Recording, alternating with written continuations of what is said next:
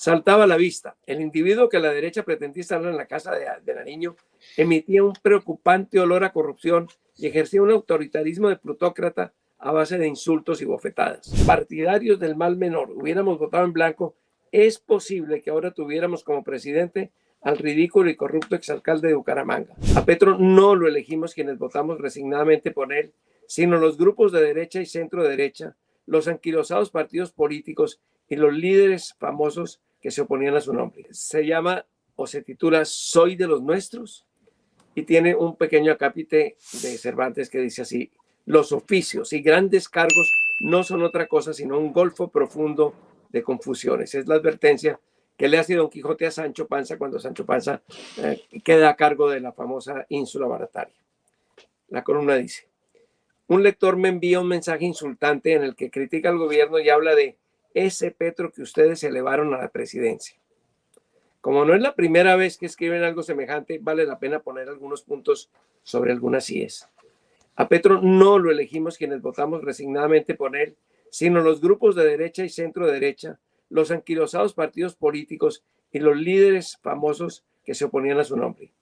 Ellos acordaron respaldar la candidatura presidencial de Rodolfo Hernández, personaje de zarzuela y de comisaría, y así sentenciaron el futuro del país. Evitemos confusiones, como recomendaba Don Quijote. En junio del 2022, los colombianos teníamos que optar entre dos vencedores de la primera vuelta, uno Petro y otro Hernández. Aparte de ellos, había otras dos posibilidades: no votar y votar en blanco. En la cifra de abstención más baja de los últimos 24 años, el 42% de los ciudadanos no quisieron, no pudieron o no supieron votar. El resto, 22.687.000, es decir, el 58% de los electores acudieron a las urnas. Los resultados fueron los siguientes: por Petro, 11.291.000, un poco más; por Hernández, 10.604.000, un poco más; en blanco, 500.000. Solo una pequeña franja de los descontentos escogió el sobre en blanco, es decir, 11 millones Petro y pico, 10.600.000 Hernández, solo 500.000 el voto en blanco. La mayoría de la población, es decir, nosotros, los PMM o partidarios del mal menor, decidimos apoyar a Petro por asco al esperpento alternativo y temor al monstruo desconocido. Las cuentas son contundentes. Si los partidarios del mal menor hubiéramos votado en blanco, es posible que ahora tuviéramos como presidente al ridículo y corrupto exalcalde de Bucaramanga. Con 500.000 sufragios más para Hernández y 500.000 menos para Petro, la elección habría pasado a ser de riesgosa, que no fue riesgosa, a vergonzosa, que pudo haberlo sido. 11.100.000 votos para Hernández y 10.790.000 por Petro. Hernández, presidente.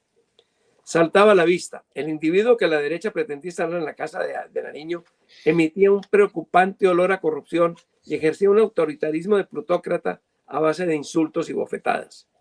De haber existido en el cartel un candidato progresista y honrado, había uno o dos, pero perecieron en garroteras internas, muchos quizás habríamos votado por él.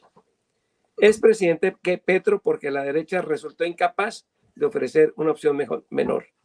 Y no lo fue Hernández, gracias a quienes votamos por Petro para evitar males mayores.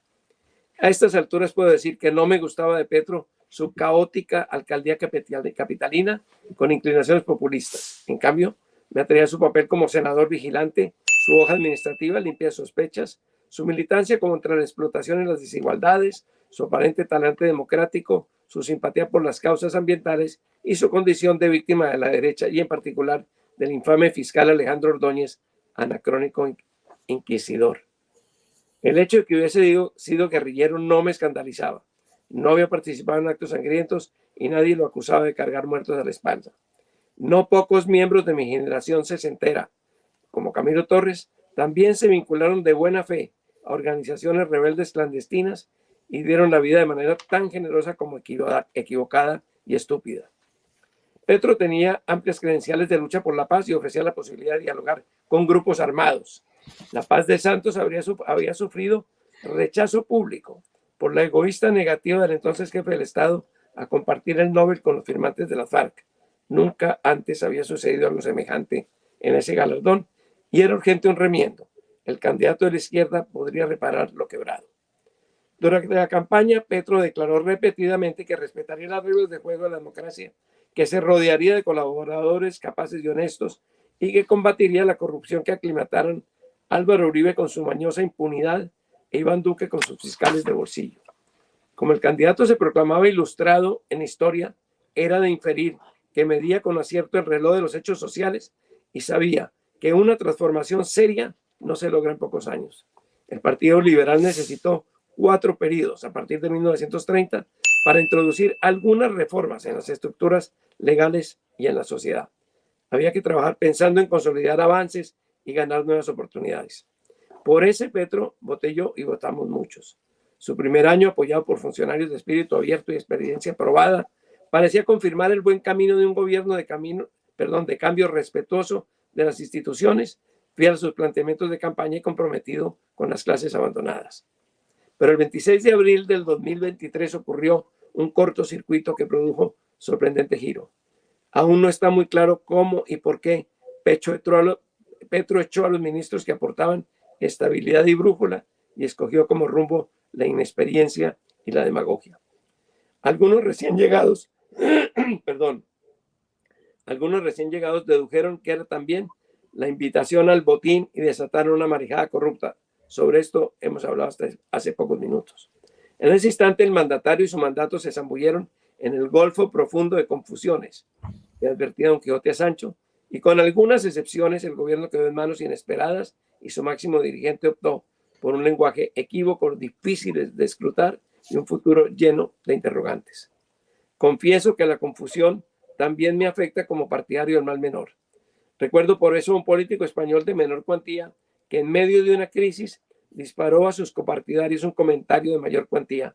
Con estos líos, yo ya no sé si soy de los nuestros. En estos momentos y mientras se aclaran las cosas, yo tampoco.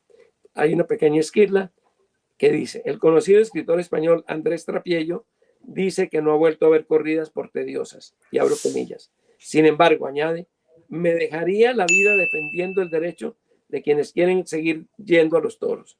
Hoy la fiesta está criminalizada por organizaciones animalistas, nacionalistas y populistas. Una razón más para defenderla, dice Trapiello.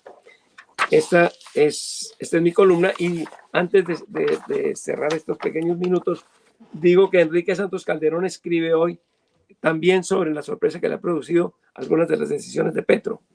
En su columna titulada Cuidados intensivos, menciona también el progresivo desplome de la economía como uno de los síntomas que más le preocupan. Eso es todo. Sí, yo también escribí una columna parecida a Daniel Samper Pizano hace como un par de semanas sobre toda la gente que le endilga a uno la elección de Petro, y también un argumento que me pareció chistoso como para detenerse, y lo he comentado con amigos venezolanos, y es como esa responsabilidad que se quiere asignar, que entonces lo que pase con Petro va a ser lo mismo que Chávez y que viene la dictadura, digamos. No tengo ninguna certeza de eso, pero uno misma habla con la gente venezolana y ellos dicen, pues es que el ascenso de Chávez al poder también lo propició la clase alta y la burguesía venezolana, es decir, eso no fue una cantidad de gente que creyó en Chávez ciegamente. El ambiente político propició las desigualdades estructurales de ese país, lo habilitaron, eso creo yo. Entonces, si para allá vamos, estoy de acuerdo con Daniel Samper Pizano que vamos a asignar entonces culpas realmente a todos los que realmente las tengan. Sí, porque realmente nosotros lo votamos, es decir, hubo 11 millones que lo votamos, pero lo escogió la derecha por reflujo, por haber puesto a alguien por quien era imposible votar. Eso fue una escogencia de la derecha. Nos puso en un callejón sin salida y así se supo desde un principio. Estoy de acuerdo con el planteamiento, como todo lo que escribe el maestro Samper Pizano, pues bellísimo la forma en que lo escribe, pero hay un puntico en donde yo estoy en desacuerdo, Daniel, y permítame ahí hacerlo, y es, si uno estudia la alcaldía de Gustavo Petro, fue lo mismo que pasó con este primer gabinete de ministros de grandes nombres y grandes personas que duraron muy poco y que después fueron reemplazados por personajes que o no sabemos el nombre o no sabemos qué es lo que están haciendo o están involucrados en casos de corrupción. Entonces, digamos, ese precedente sí me parece importante dejarlo claro porque, de nuevo, personas como Navarro Wolf en la alcaldía de Gustavo Petro duraron 15 minutos. 3 meses. Exactamente. ¿Verdad? Entonces, a los 3 meses un gobierno de un encargo administrativo, pues eso es 15 minutos.